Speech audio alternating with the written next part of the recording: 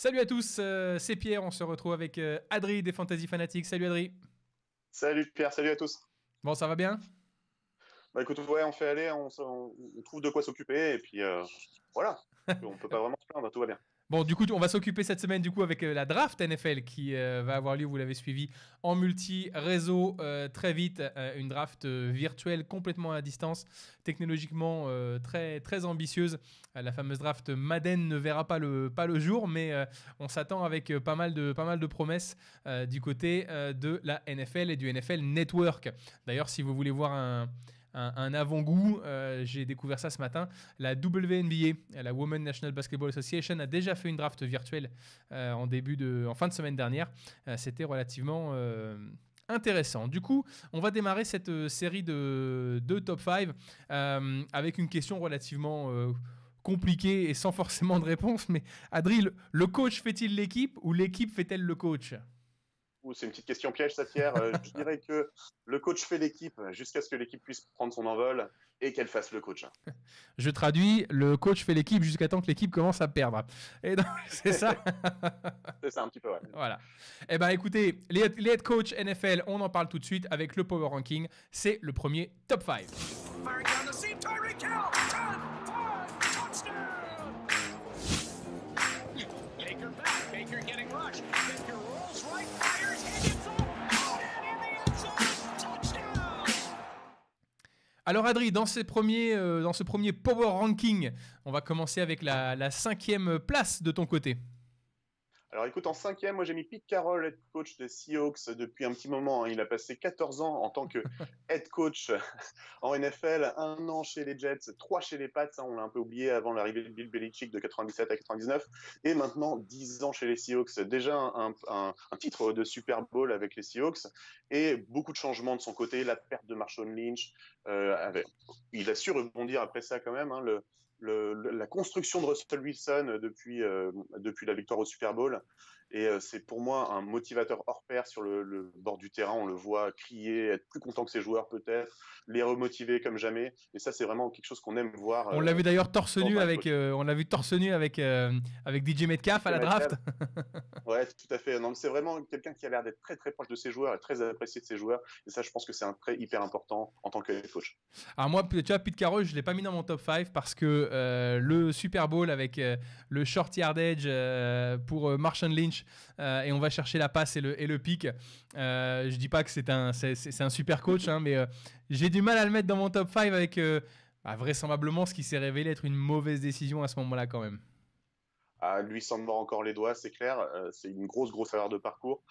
Mais heureusement, il avait gagné avant ça. Il a su retrouver le Super Bowl l'année d'après.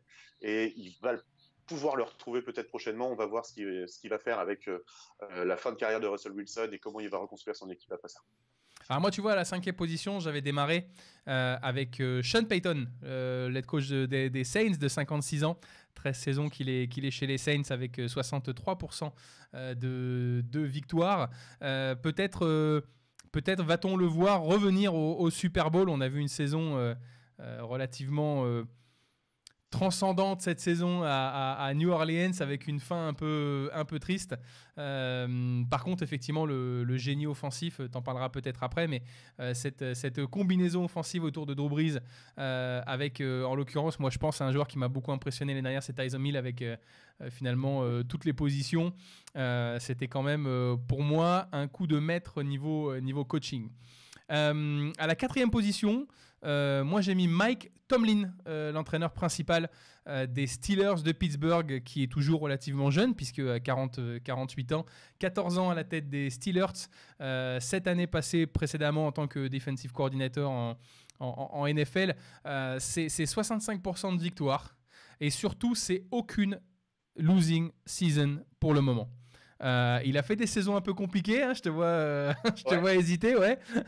Il a fait des saisons un peu compliquées avec des 8-8 notamment, mais en l'occurrence, aucune saison déficitaire.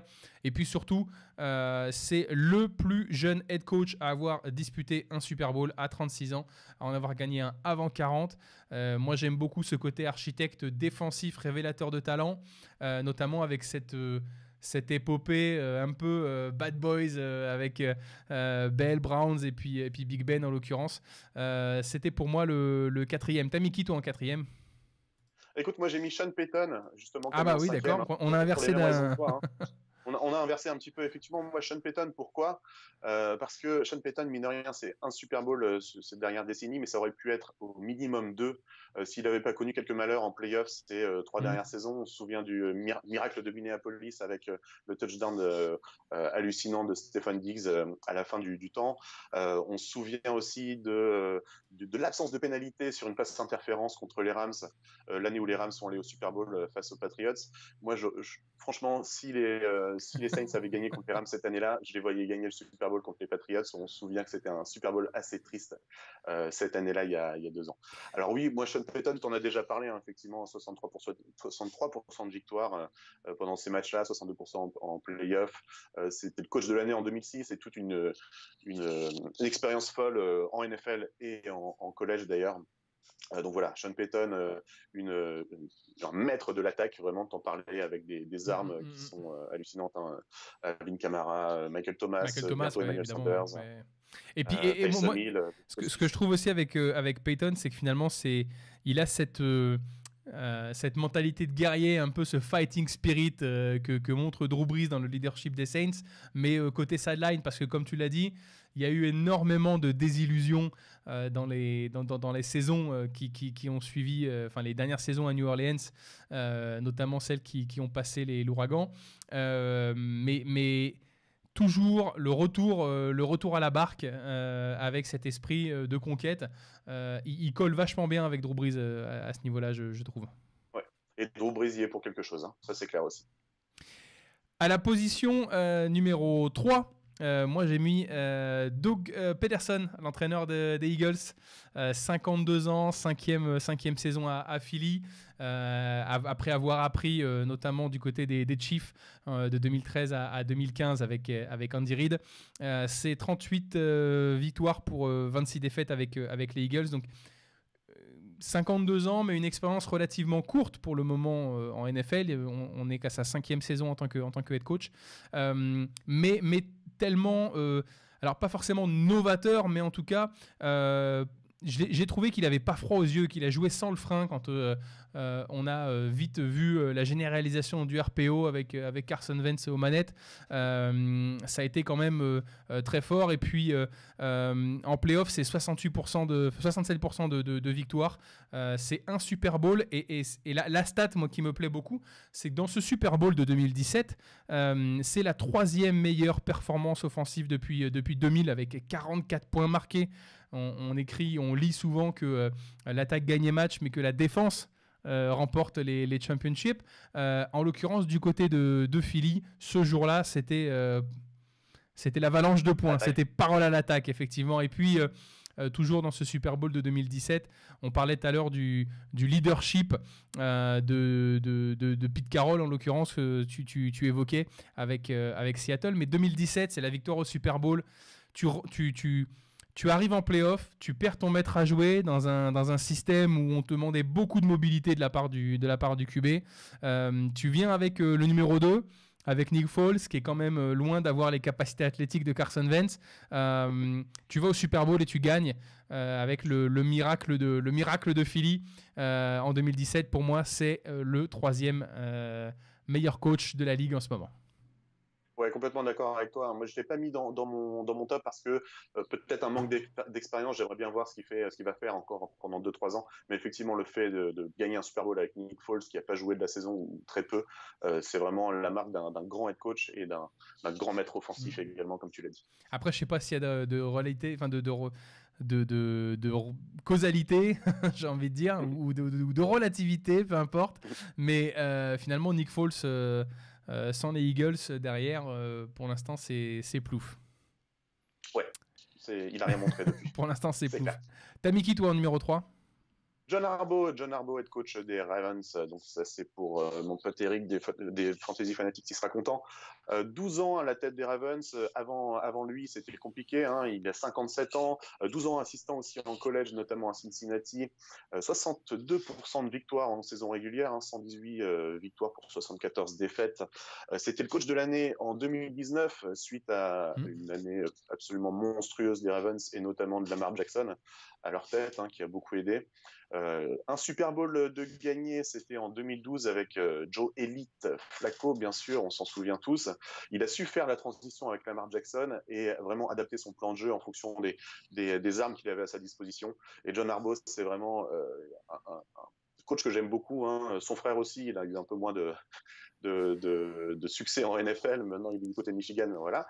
Mais oui, John Harbaugh est vraiment excellent pour moi, et dans le top 3, et je pense qu'il va y rester encore un moment grâce à Lamar Jackson notamment et à ses jeunes armes du côté de Baltimore. Et quelle transition pour John Harbaugh quand tu passes effectivement en l'espace de quelques mois. On sait on se rappelle la draft de Lamar Jackson, hein. C'est un receveur, il n'y arrivera jamais. Et c'est un running back, et c'est un porteur de ballon, c'est pas un QB, c'est ceci, c'est cela. Finalement, 6 mois après, on a l'impression de voir Michael Vick 2.0. On met au placard Flacco, qui était quand même un pocket passeur. Hyper classique. Ouais, j'allais dire de référence, mais c'est pas vraiment les références de victoire. Mais ouais. dans le prototype du pocket passeur, c'était quand même difficile de faire autrement que Flacco. Et puis derrière, tu as Lamar Jackson qui arrive, Michael Vick Reloaded 2.0, ça court de partout, option, read, transition très très bien gérée par John Harbaugh sur les deux systèmes offensifs, c'est certain. On arrive dans le top 2. J'imagine que là, pour le coup, on devrait avoir à peu près les... c'est même pas bon. Voilà. On doit être très proche. Allez, je te laisse, c'est parti. Il me semble qu'on ira du côté des champions. Et oui, des champions, et Andy Reid, le head coach des Chiefs, qui, après des années et des décennies de head coaching en NFL, gagne enfin sa petite bague. Et c'est mérité, j'ai envie de dire, hein, après une saison, 14 ans chez les Eagles en tant que head coach, 7 ans, la 7e année, c'était la 7e année chez les Chiefs, 7 ans assistant aux Packers aussi avant. C'est avec Casey, hein, c'est toutes les saisons sauf 2014 en playoff. C'est monstrueux. Coach de l'année en 2002, bon, c'était un petit moment, hein, du côté des Eagles. Il n'avait pas gagné, pas grand-chose. On peut parler aussi du coaching tree. Ah, la legacy, l'héritage. La legacy. L'héritage des gens qui ont coaché sous Andy Reid. Alors, il y en a plusieurs. Hein. Là, il y a du monde. Hein. John Harbaugh, on en parlait, Ron Rivera, Doug Peterson, Sean McDermott et Matt Nagy. C'était quand même des grands noms. Hein. Sean McDermott, on en parlera sûrement prochainement. Doug Peterson, donc, qui a eu un Super Bowl. John Harbaugh aussi. Ron Rivera, qui est passé très proche avec Cam Newton, qui a fait une apparence en Super Bowl. 4 titres de division consécutifs aussi pour les Chiefs, c'est quand même pas rien. Rivera voilà. qui va être hype à mon avis du côté de Washington. Hein, il devrait changer un peu les choses du côté de Washington, ou en tout cas on l'espère pour eux effectivement. Ça va pas être trop difficile de devenir une équipe hype parce qu'ils partent de très loin, mais Rivera à Washington, ça m'intéresse comme fit à venir. Effectivement, pour Andy Reid, c'est également la généralisation du run pass option. On a plusieurs coachs comme ça qui sont finalement plus ou moins attachés à un système. Je pense notamment à Mike Leach ou à Almemi du côté du Air Raid. Et en l'occurrence, là pour le coup, c'est vrai que RPO, on pense à Andy Reid qui en a fait en tout cas un jeu populaire avec une production offensive débridée. Et puis en numéro 1, The King, The Master, l'ancien, oui. La chèvre. Bill. La chèvre. Bill The Goat. Oui, The Goat. Bien entendu, compliqué de mettre quelqu'un d'autre à cette place-là. Hein. Donc voilà, moi je vais me faire trash-talker un petit peu par mes collègues des Fantasy Fanatics, et on aime beaucoup trash-talker les Patriots de manière générale. Mais la réalité... ce qui paraît, c'est bientôt un sport au JO. J'ai entendu. Oui. J'ai entendu. Le trash talk des Patriots, effectivement. Donc voilà, Bill Belichick, c'est The GOAT. Hein. The GOAT, 17 titres de division sur ces 2 dernières décennies avec les Patriots, 11 consécutifs là dernièrement. Est-ce que c'est une domination qu'on reverra une fois dans le sport, dans la NFL? On ne sait pas. On sait pas. C'est vraiment quelqu'un qui a marqué la NFL et marqué le sport grâce à Tom Brady notamment. Mais même les années précédentes où on disait voilà, les Patriots ont perdu toute leur défense, ou ça va être une année compliquée, est-ce que ce serait pas la fin des Patriots, etc. Ils nous montraient toujours qu'ils étaient là derrière et qu'ils répondaient présent. Le talent de substitution, moi c'est un truc qui vraiment la solution à tout. Je pense au switch entre Wes Welker et Edelman. Je pense le switch entre Hernandez et Gronkowski. Finalement, c'est lui qui met plus ou moins fin à la carrière de Bledsoe et qui lance le plus grand QB de tous les temps. Et pourtant, après 20 ans, on arrive dans une saison 2020 aux Patriots, plein de questions. Et je pense que Belichick, sans Brady, si Belichick continue à gagner, ce qui a quand même de fortes probabilités d'arriver, hein, comme on a dit, il a cette solution à tout. Il va devoir changer son maître à jouer, il va devoir changer son meilleur capitaine. Si les Pats continuent à gagner, va falloir attendre longtemps avant de retrouver un coach du niveau de Bill Belichick. Je pense que ça va être c'est incroyable cette capacité après 20 ans à la tête d'une équipe, tu changes un joueur et finalement tu repars encore d'un blueprint, quoi. Ouais, on a hâte de voir ce que ça va donner du côté des Patriots, c'est clair. Ça va être hyper intéressant. Et une saison 2020 qui va commencer en tout cas avec tous ces maîtres à jouer. N'hésitez pas à nous laisser vos avis en commentaire en bas de cette vidéo, à nous indiquer qui sont pour vous les meilleurs coachs actuels de la NFL et pourquoi. Il va falloir donnez-nous un peu d'infos.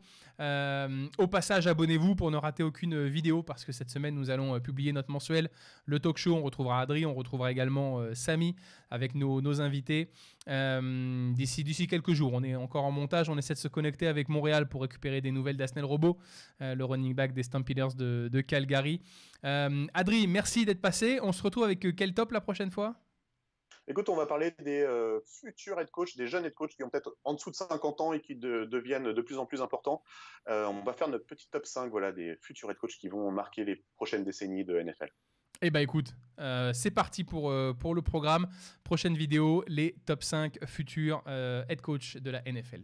Allez, on se laisse avec un pouce bleu. Bye bye. Salut.